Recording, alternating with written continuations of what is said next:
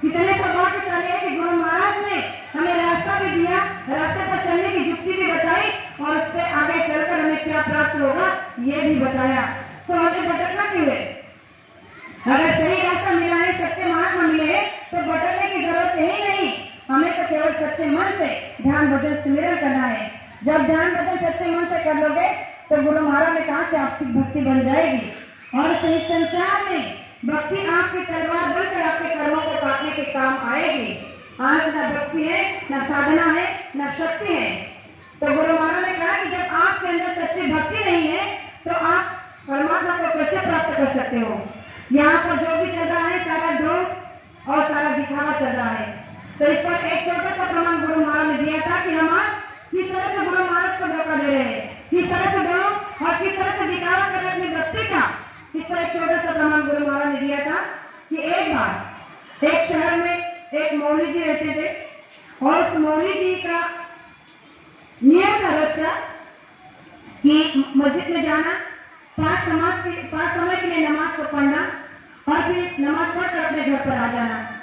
तो वो अपने आप को समझने लगे थे कि मैं बहुत बड़ा मुसलमान हूँ और मेरी जैसी भक्ति कोई कर ही नहीं सकता और उन्हें अपनी भक्ति पर घमंड हुआ। लेकिन उनके अंदर में ये जो भक्ति थी ये सारी दिखावे की थी, वो दुनिया देश को दिखाने के लिए सब करते थे। लेकिन एक दिन एक महात्मा नगर से जा रहे थे, तो जब उन्होंने उस महात्मा को देखा तो प्रणाम किया। महात्मा ने भी उन्हें प्रणाम किया। तो महात्मा से उन्होंने शहर में पूछ लिया कि क्या आप आज की रात यहाँ ठहरने वाले हो? महात्मा जी ने कहा कि हाँ ठहरने वाला हूँ। तो उन्होंने कहा कि क्या आज की रात आप मेरे घर पर रुकोगे? तो उन्होंने कहा कि अवश्य, क्यों नहीं, आप भी भाई एक भगवान के बंदे हो, मैं भी एक इंसान हूँ और जब एक प्रेमी दूसरे प्रेमी को आदर चित्त के साथ बुला रहा है तो मैं अवश्य आपके साथ रुकूंगा। लेकिन उन महात्मा के साथ में जो शिष्य थे वो हिंदू थे, किसी महात्मा हिंदू थे। तो वो सोचने लगे कि अरे हमारे गुरु जी को क्या हो गया, ये तो एक मुसलमान है और एक मुसलमान के घर पर हम कैसे रह सकते हैं। लेकिन गुरु जी के सामने कोई कुछ नहीं कह रहा था। जब वो उनके घर पर गए, उन्होंने बड़े उनकी सेवा स्वागत किया, सत्कार किया। अपनी पत्नी से कहा कि देखो ये बहुत बड़े महात्मा है और इन्होंने ये अपने घर रुके हैं तो इनकी सेवा करो, इन्हें सेवा में कोई कमी नहीं रहनी चाहिए। और जब उस बहन ने खाना बनाया, उन्होंने खाना खाया, तो सारे शिष्य उनके इस व्यवहार से बड़े अचंभित हो गए, देखने लगे कि कैसे महात्मा है।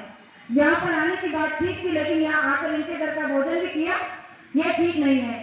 ये सारी बात बाहर कुछ लोगों में होने लगी, बहस होने लगी कि इतने बड़े हिंदू महात्मा होने के बाद इस मुसलमान के घर क्यों गए।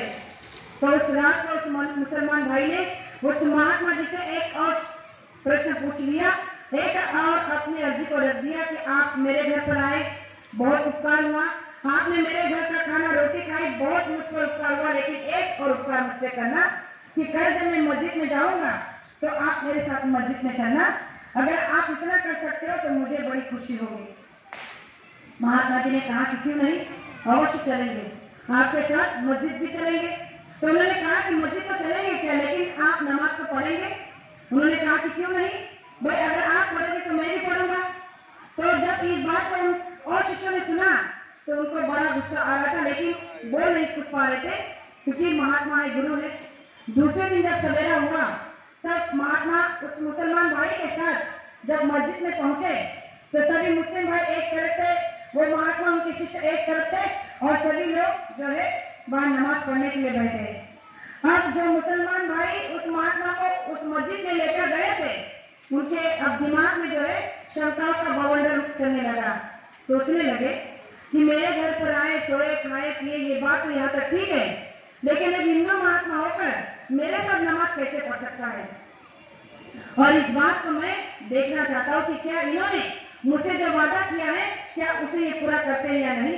तो जैसे सब लोग नमाज के लिए बैठे थे तो ये बीच बीच में आंखें खोलकर उस महात्मा को देख रहे थे कि क्या ये सही में नमाज पढ़ रही है या नहीं। तो उसने जितनी बार भी आंखें खोली, उस महात्मा को देखा तो महात्मा बिल्कुल आंखें खोले, अपने आसन पर जैसे कि तैसे बैठे, जैसे आए थे वैसे के वैसे बैठे। ना उन्होंने आंखों को मूंदा, ना उन्होंने हाथ को आगे किया, ना जैसे वो खुदा की अरदास करते, इबादत करते हैं, ऐसा कुछ भी नहीं किया।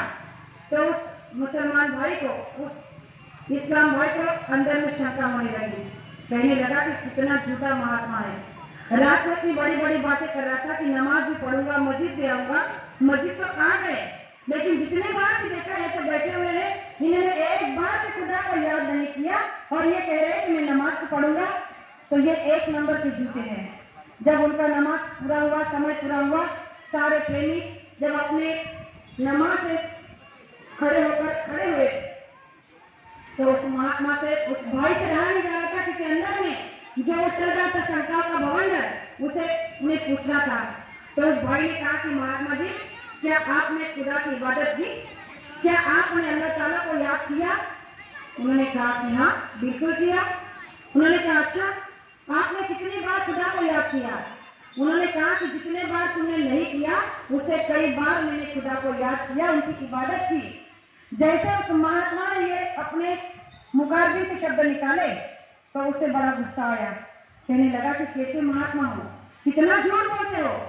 अरे जब भी मैंने आपको देखा, आपने एक बार भी खुदा को याद नहीं किया, उसकी इबादत नहीं की, और आप कह रहे कि आपने नमाज को पढ़ा, आपने खुदा की इबादत की, ये कैसे हो सकता है? तो उस महात्मा ने, वहां जो काजी बैठे थे और मुस्लिम भाई बैठे थे, सबके सामने उस मुसलमान भाई से पूछा कि आपको कैसे पता कि मैंने खुदा की इबादत नहीं की? आपको कैसे पता कि मैंने अल्लाह ताला को याद नहीं किया, नमाज को पढ़ा नहीं? आपको कैसे पता? उसने कहा कि मुझे पता है, क्योंकि मैंने जब भी आंखें खोलकर आपको देखा है, आपने ना खुदा को याद किया, ना करने की कोशिश की।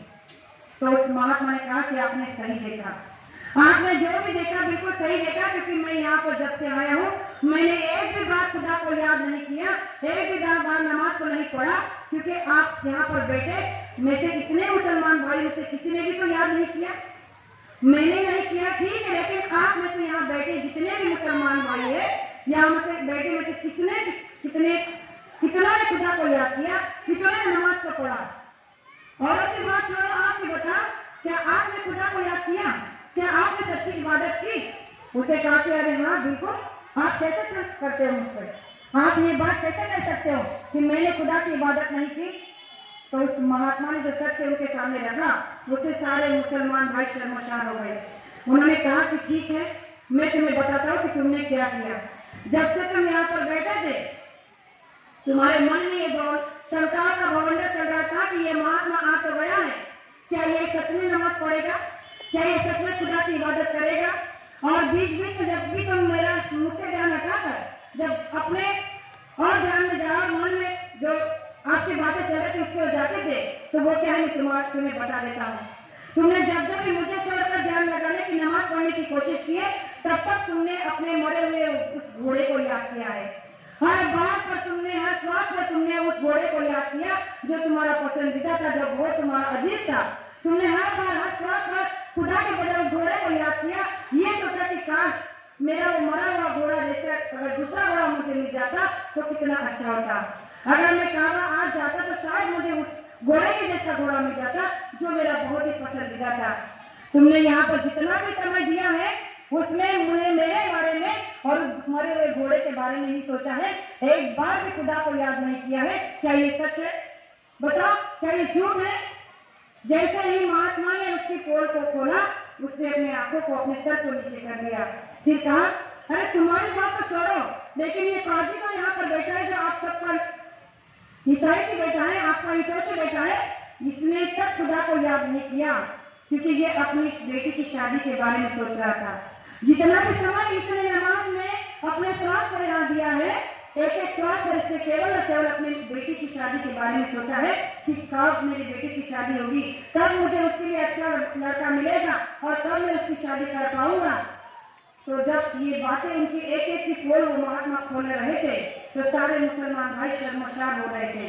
प्रेमियों, ये दृष्टांत गुरु महाराज ने इसलिए दिया कि ये केवल एक मजहब की, एक धर्म की बात नहीं है, हमारे आपके लिए भी लागू होती है। अगर वो अल्लाह ताला खुदा की इबादत करने के लिए नमाज को पढ़ते हैं, तो हम भी तो गुरु महाराज को याद करने के लिए उनका ध्यान भजन सिमरन करते हैं। तो हम भी अपने छाती पर हाथ रखकर गुरु महाराज की तरफ देखकर कह सकते हैं कि हम भी उनके लिए उतना ही, जो जैसे गुरु महाराज में याद करते हैं तो हम वैसे उन्हें याद करते हैं। क्या एक दिन भी हमने अपने मन को रोककर ध्यान भजन करने की कोशिश की है?